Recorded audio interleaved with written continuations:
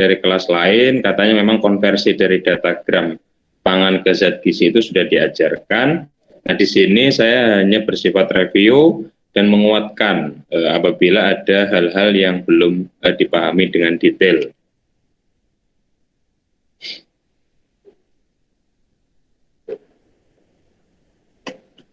Saya akan masuk dengan 2 akun.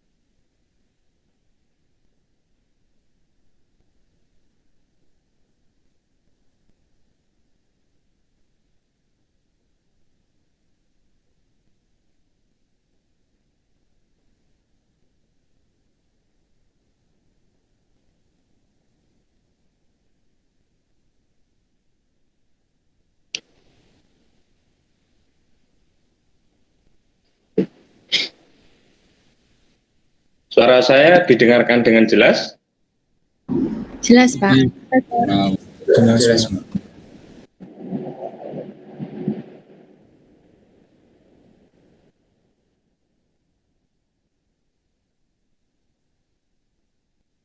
PowerPoint saya sudah bisa dilihat? Sudah, Pak. Sudah, Pak. Sudah, Pak. Ya.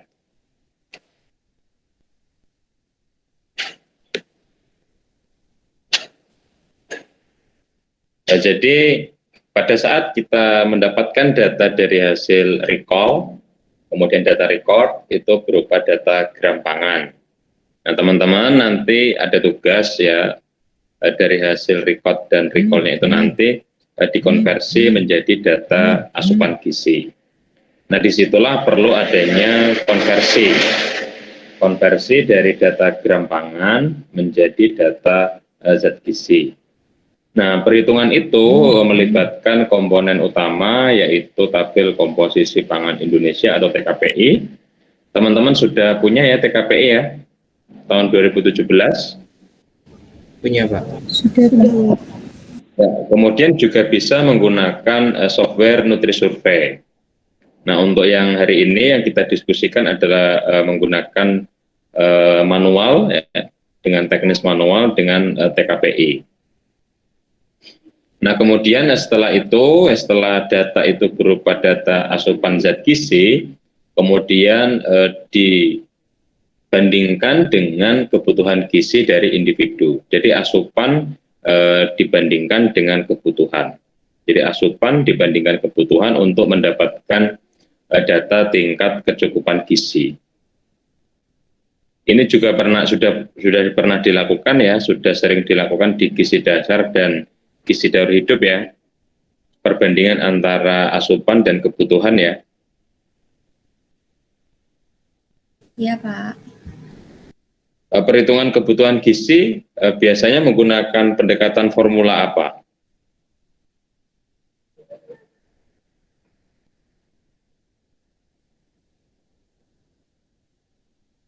Yang sudah diketahui oleh teman-teman dengan menggunakan formula apa?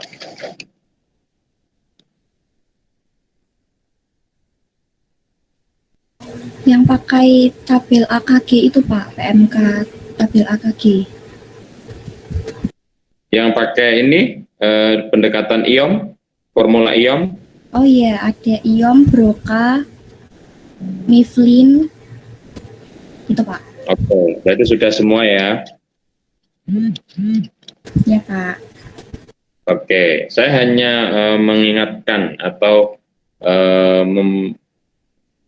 menyampaikan yang sudah pernah disampaikan atau bersifat menguatkan. Nah, ini sebagai informasi saja, DKPM yang sebelumnya itu adalah DKPM ya, TKPI itu ya, atau daftar komposisi bahan makanan ini pada tahun 1964 itu mulai ada database-nya. Tetapi data antar kelompok bahan pangan itu masih terpisah-pisah karena belum dikompilasi. Nah, kemudian pada tahun 2005 Kemenkes, Persagi, LIPI berdiskusi, kemudian menyatukannya menjadi satu bentuk buku atau bentuk tabel yang disebut sebagai tabel daftar komposisi bahan makanan DKPM tahun 2005, kemudian disempurnakan pada tahun 2008 dan diubah namanya menjadi tabel komposisi pangan Indonesia. Setiap tahun ada permajaan yang saya gunakan sampai saat ini adalah TKPI yang tahun 2017. Kalau teman-teman punya yang lebih update itu lebih baik. Nah, di dalam TKPI ini ada beberapa komponen zat gizi yang dimunculkan atau yang ada di kandungan dari berbagai macam bahan pangan di Indonesia. Nah, sebenarnya data baseline itu atau database TKPI itu ini sebagai informasi, jadi itu bukan semuanya real hasil analisis di Indonesia. Jadi ada beberapa komponen bahan pangan atau makanan yang dianalisis dari database negara lain, terutama pangan-pangan yang bersifat pangan segar, misalnya seperti sayuran, ya, wortel, kentang, kemudian berbagai macam biji-bijian, serealia, kedelai, dan sebagainya. Yang mentah itu banyak yang didapatkan dari hasil adaptasi dari database Amerika, USDA, kemudian dari Eropa, dari ASEAN, ya seperti Thailand, Singapura, itu kita gunakan untuk memperbaiki TKPI. Nah, tetapi untuk pangan-pangan yang bersifat olahan, ya misalnya masakan-masakan yang ada di Indonesia itu banyak yang sudah dilakukan dari hasil analisis secara mandiri oleh tim pakar di Indonesia dan dikompilasi ke dalam TKPI. Yang kita punya database yang paling akurat yaitu tidak ada lagi. Ya.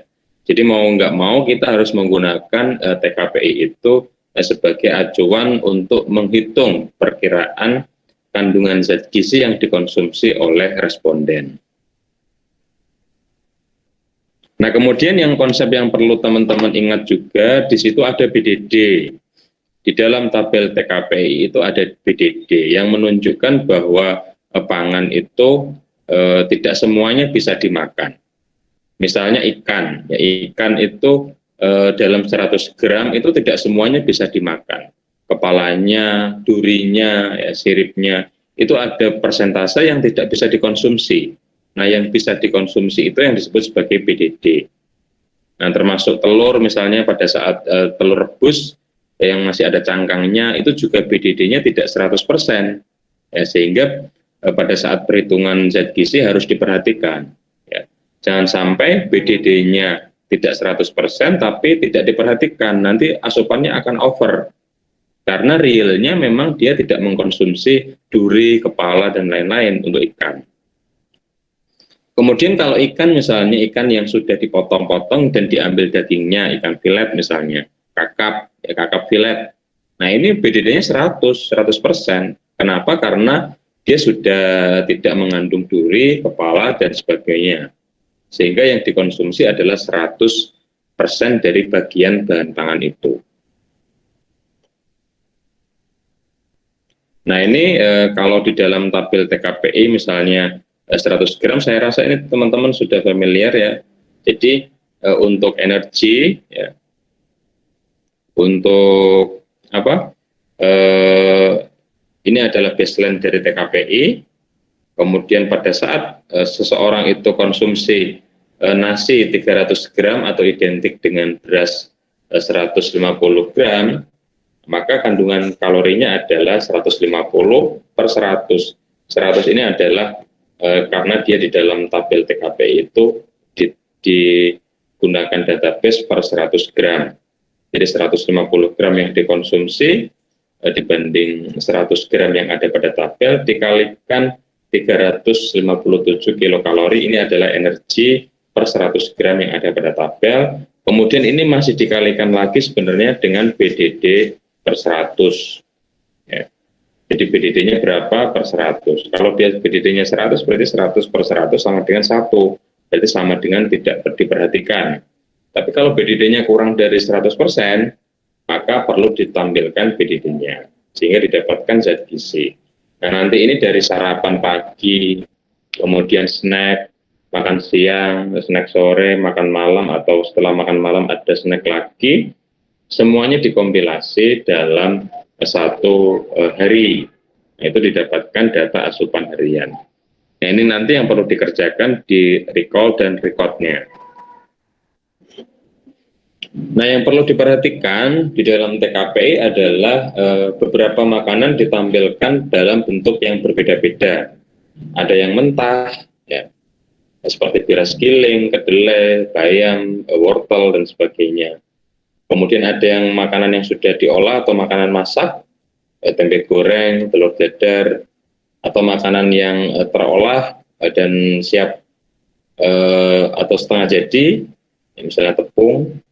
Kemudian masakan atau olahan menu yang ada di Indonesia, misalnya gulai, yang di dalamnya tidak hanya ada ikan, tetapi ada beberapa rempah dan bumbu yang lain, termasuk santan di dalamnya.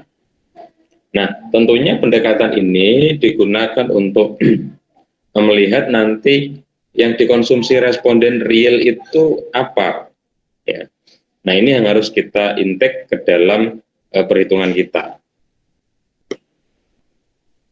Nah, ini yang harus diperhatikan dalam input manual perhitungan atau konversi dari gram pangan ke zat gizi menggunakan database TKPI. Yang pertama, gunakan database sesuai yang dikonsumsi oleh responden atau masyarakat. Ya, jadi pada saat responden itu konsumsinya adalah misalnya pagi sarapan nasi tempe goreng.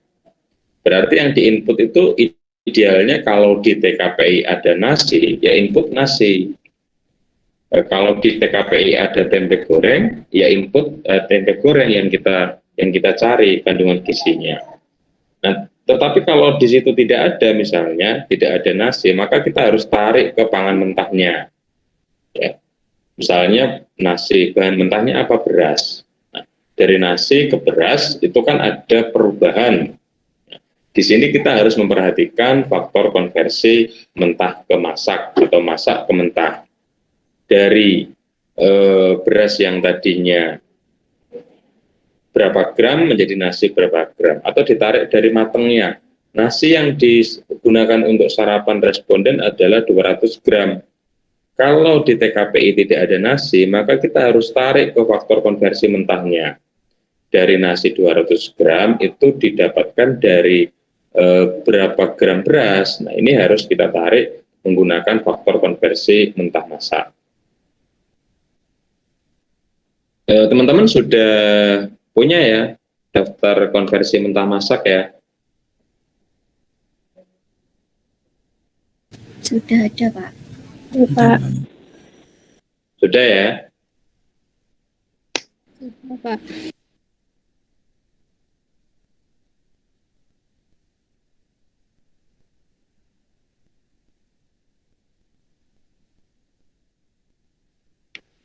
Yang ini ya, sudah ya punya ya? Sudah, Pak. Iya, Pak. Nah, misalnya dari nasi ya, nasi lewat ya ke beras. Misalnya beras 200 gram dengan faktor konversi 0,4 berarti dengan nasi 200 gram Berarti berasnya berapa? 200 dikalikan 0,4 sama dengan 80 gram.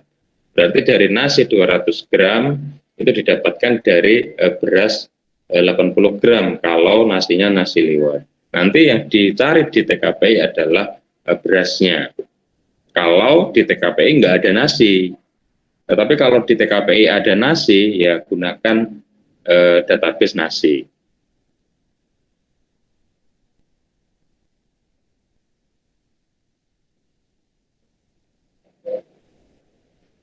Nah, kemudian kalau produknya adalah produk yang digoreng, misalnya tempe goreng, kalau di TKPI ada database tempe goreng, ya langsung gunakan tempe goreng. Tetapi kalau di TKPI tidak ada tempe goreng, maka kita harus gunakan tempe dengan basis mentah. Tetapi jangan lupa perhatikan adanya penyerapan minyak dari tempe pada saat digoreng. Saya rasa juga teman-teman sudah punya ya database konversi penyerapan minyak ya. Ini sudah punya ya? Sudah, Pak. Nah, ini jangan diabaikan ya. Sudah punya tapi digunakan, jangan diabaikan. Saya tidak merekomendasikan teman-teman mengestimasi ya. Misalnya gini, pagi itu sarapan tempe goreng sama telur dadar untuk lauknya. Nah, tempe goreng 50 gram, penyerapan minyaknya ambil aja rata-rata 5 gram. Kemudian telur dadar ambil aja rata-rata sama 5 gram. Karena tidak sama ya, antara produk yang satu dengan produk yang lain pada saat teknik penggorengannya berbeda dan bahan bakunya berbeda, nanti minyak yang terserap ini rata-rata berbeda. Ya misalnya di sini kentang ya. Kentang dengan dia tanpa direbus dulu tapi langsung digoreng, penyerapan minyaknya lebih banyak dibandingkan jika dia dibuat perkedel misalnya. Nah, ini harus diperhatikan. Ya, sehingga di situ kita tidak melakukan kesalahan dalam estimasi. Karena pada saat konversi dari data gram pangan menjadi zat gizi, kita sudah banyak memiliki bias atau kemungkinan error yang terjadi. Yang pertama, error akibat persamaan persepsi yang berbeda. Dari responden bilangnya satu piringnya responden ini belum tentu sama dengan satu piringnya enumerator. Apalagi tidak ada food model di sana pada saat recall. Kemudian bias karena adanya ini kesalahan akibat input data yang berbeda. Jadi misalnya dari tadi ya kentang, misalnya kentang digoreng, kemudian gorengannya tanpa direbus dulu dengan yang direbus dulu berbeda. Itu juga akan menimbulkan adanya bias ya. Jadi bias dari interpretasi, kemudian bias dari hasil telaah TKPI. Nah, itu akan menimbulkan perbedaan nanti ya. Misalnya 1 gram dari minyak itu kalau dikonversi menjadi kalori itu sudah 9 kilokalori. Kalau di situ 1 sendok makan, ya 5 gram sudah 45 kilokalori. Kalau 1 hari itu 6 sendok ya, karena 6 potong gorengan, 6 sendok berarti sudah sekitar hampir 300 kilokalori.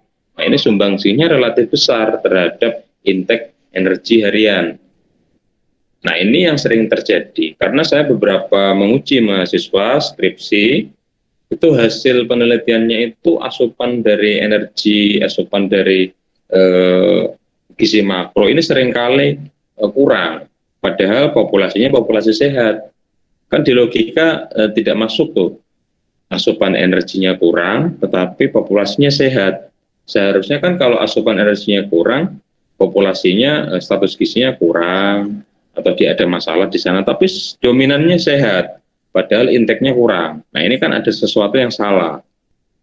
Nah, setelah saya telaah, ternyata dia kurang memperhatikan ini ya, adanya konversi penyerapan minyak.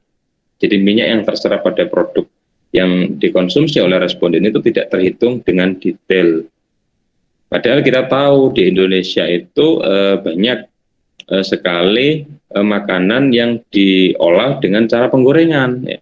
Tempe goreng, tahu goreng, telur ya rata-rata diceplok atau didadar ya, goreng juga, jarang yang dipanggang ya atau dibakar, itu jarang karena praktis dan kita melimpah minyak sawitnya. Kerupuk goreng, nasi juga kadang-kadang digoreng jadi nasi goreng. Jadi di situ asupan makanannya tinggi dari produk-produk gorengan sehingga kemungkinan sumbangan energi dari minyak yang terserap itu relatif besar terhadap asupan energi harian. Nah, ini yang tidak boleh terlewatkan. Paham ya maksud saya ya? Iya Pak, paham.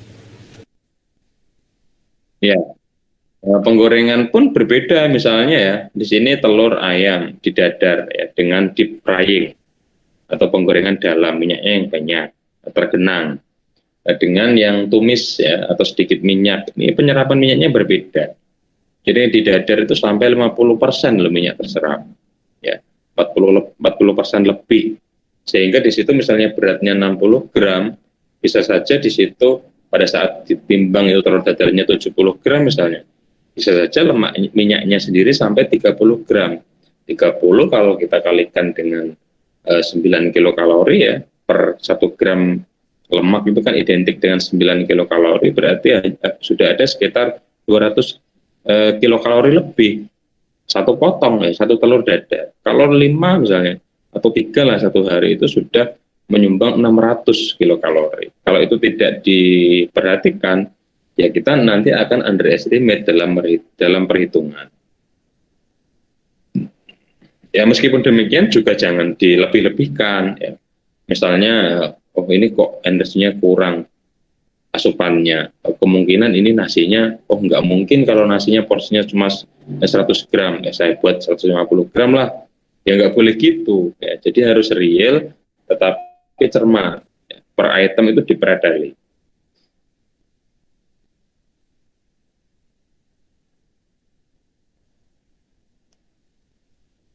Nah, kemudian yang keempat adalah sebagai upaya akurasi, ya.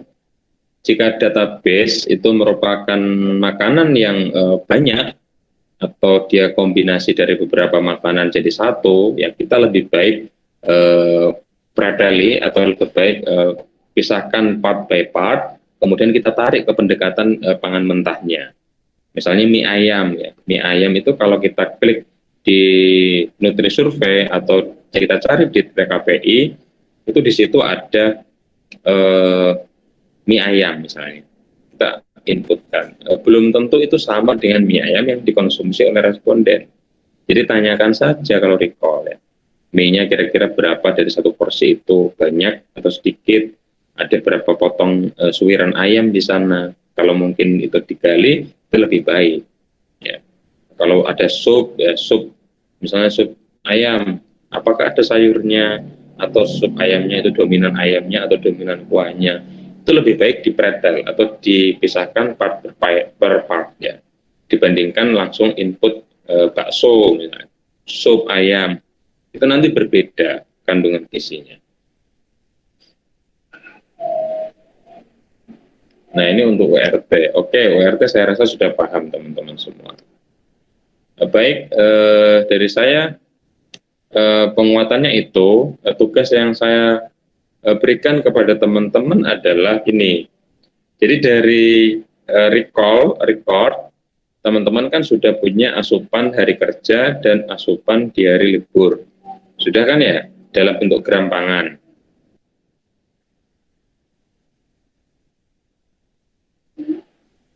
Halo? Sudah ada kan data itu kan ya?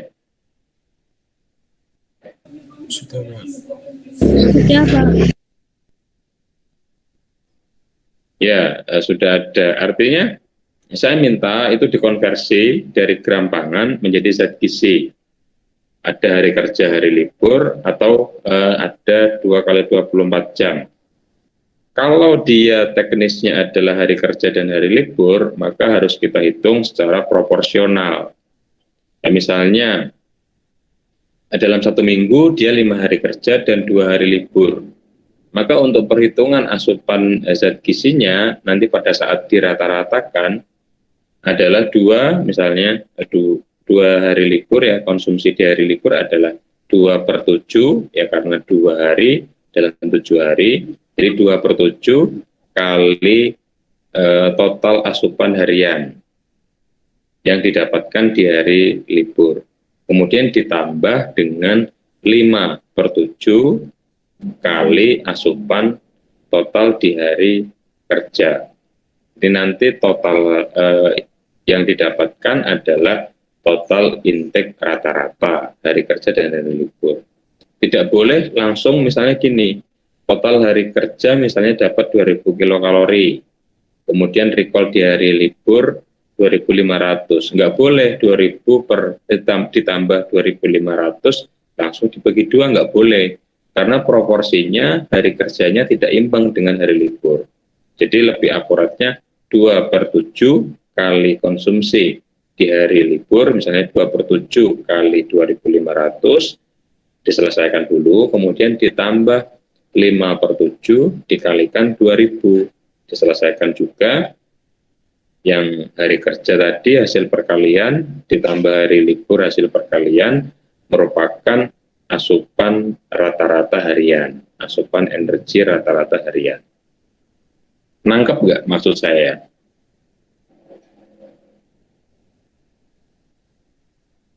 Nangkep atau masih bingung?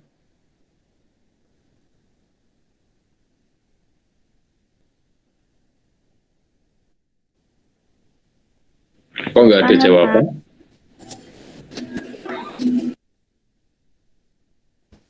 Paham ya?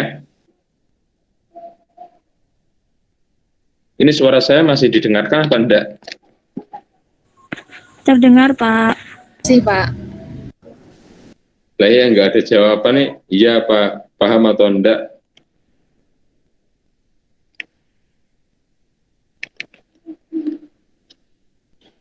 Paham, Pak. Ya, itu dapat data asupan rata-rata harian dari recall dan dari record. Ya, kemudian untuk kebutuhan gizinya, saya minta teman-teman gunakan pendekatan Mifflin, yang satu dengan Mifflin, yang satu dengan IOM, sehingga dapat asupan dibanding kebutuhan dari Mifflin dan asupan dibanding kebutuhan dari formula IOM. Itu untuk recall. Jadi di recall ada 2 ya hasilnya, TKG tingkat kecukupan gizi dari asupan recall dan database kebutuhan dari dan perhitungan kebutuhan Mifflin, kemudian recall, asupan recall dengan formula IOM kebutuhannya. Kemudian yang record juga demikian ya, record dengan asupan record dengan kebutuhan dari Mifflin, kemudian asupan record dengan kebutuhan dari formula IOM. Jadi total ada 4 ya, 4 tingkat kecukupan gizi. Saya ingin teman-teman membandingkan dari hasil perhitungan IOM dengan hasil perhitungan Mifflin ini ada perbedaan atau tidak. Paham ya yang saya sampaikan? Paham, Pak. Paham, Pak. Baik, itu nanti kemudian dibuat Word dan dibuat PowerPoint untuk presentasi di pertemuan selanjutnya. Jadi teman-teman presentasikan hasil recall, record, dimulai dari data individu, dari data responden, kemudian hasil assessment, kemudian hasil perhitungan, dan hasil implikasinya. disertai dengan dokumentasi foto atau memutar video juga boleh. Nanti hasil presentasi di pertemuan selanjutnya.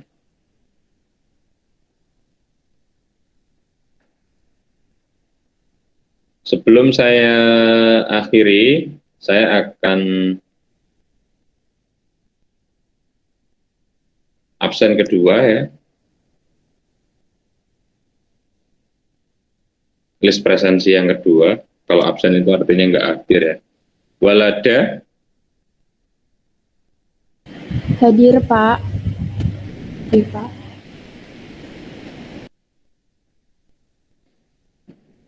Karisa. Hadir, Pak. Dina. Hadir, Pak. Rizky. Hadir, Pak. Raihan. Hadir, Pak. Rona. Hadir, Pak. Melin.